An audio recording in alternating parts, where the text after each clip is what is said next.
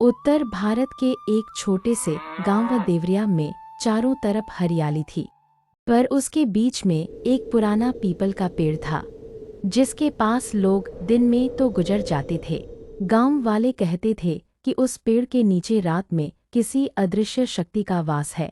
कहते हैं हर अमावस्या की रात को वहां से घंटियों की हल्की सी आवाज आती थी, जैसे कोई पूजा कर रहा हो, पर कोई दिखता नहीं था। गांव में एक लड़का था, आरव, उम्र लगभग 18 साल। वो बहुत सीधा, भला और थोड़ा जिज्ञासु स्वभाव का था। उसे हमेशा यह जानने की चाह रहती थी कि उस पेड़ के नीचे आखिर क्या रहस्य छिपा है। गांव वाले उसे मना करते, बेटा वहां मत जाना, वो जगह शुभ नहीं है। पर आरव के दिल में कुछ था जो उसे बार बार उस ओर खींचता था। एक रात आरव के सपने में एक लाल आभा दिखाई दी। उस आभा के बीच एक विशालकाय रूप था, गदा हाथ में, लाल जनेऊ और आंखों में दिव्यता। वो स्वर गूंजा, आरव उस समय आ गया है, तू उस पीपल के नीचे जा और सत्य को जान। आरव पसीने पसीने होकर उठा। दिल धड़क रहा था, पर डर से ज्यादा उसमें उत्सुकता थी। सुबह उसने यह बात अपनी माँ से कही, पर माँ ने डांट दिया, पागल मत बन, वो जगह अपशकुनी है। अंततः आरव ने तय किया कि वह अमावस्या की रात वहां जाएगा। अमावस्या की रात थी। पूरा गांव अंधेरे में डूबा हुआ था। आरव के हाथ में सिर्फ एक लालटेन थी। हवा ठंडी थी और झिंगुरों की आवाज़ एक अजीब सा डर पैदा कर रही थी। वो धीरे धीरे उस पुराने पीपल के पास पहुंचा। पेड़ के नीचे मिट्टी में कुछ उभरा हुआ दिखा, जैसे कोई पुराना शिलालेख। उसने लालटेन पास लाई और देखा। उस पर कुछ लिखा था संस्कृत में, यत्र भक्तः पवित्रः भवति तत्र हनुमानः स्वयं निवसति। जहाँ सच्ची भक्ति होती है वहाँ हनुमान जी स्वयं निवास करते हैं। इतना पढ़ना था कि हवा का तेज झोंका आया और लालटेन बुझ गई। आरव ने कांपते हुए इधर-उधर देखा, और तभी पेड़ के पीछे से लाल प्रकाश फूटा।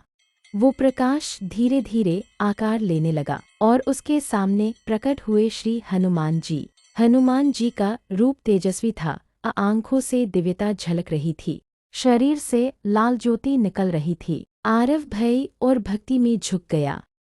हनुमान जी ने कहा, भय मत कर बालक, यह स्थान मेरा है, पर वर्षों से एक दुष्ट आत्मा इस स्थान की ऊर्जा को बांध कर रखे हुए है। तुझे चुना गया है उसे मुक्त करने के लिए।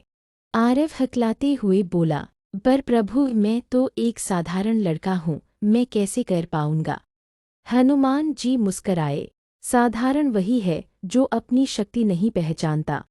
आज से तुझ में मेरी आशिक शक्ति होगी। बस मन में भक्ति रख, भय को त्याग और सत्य का सामना कर। उन्होंने आरव के माथे को स्पर्श किया। क्षण भर में आरव के शरीर में ऊर्जा दौड़ गई। उसे लगा जैसे उसकी रगों में आग बह रही हो। आंखें लाल चमकने लगी। अगली पूर्णिमा से पहले इस गांव में आने वाली अंधकार शक्ति को रोक, वरना यह गांव विनाश को प्राप्त होगा। उस रात के बाद से गांव में अजीब घटनाएं होने लगी। पशु अचानक मरने लगे, कुएं का पानी काला हो गया और बच्चों के सपनों में कोई अंधेरी आकृति दिखने लगी। गांव के पुजारी ने कहा, यह किसी पुरानी आत्मा का श्राप है। पर आरव जानता था यह वही शक्ति है जिसके बारे में हनुमान जी ने चेताया था।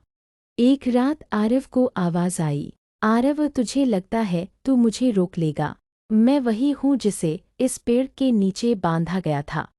वो आवाज़ एक काली धुंध में बदल गई, आंखों में लाल आग और चेहरा बिना आकृति का।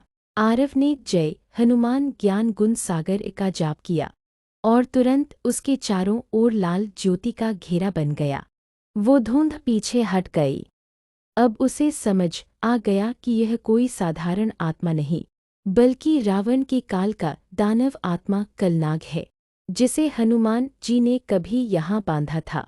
हनुमान जी ने सपने में आरव को आदेश दिया, बालक तुझे उस आत्मा को रोकने के लिए पहले अपनी आत्मा को शुद्ध करना होगा। 7 रातों तक तुलसी और गंगाजल से उपवास और हनुमान चालीसा का पाठ कर। आरव ने ऐसा ही किया।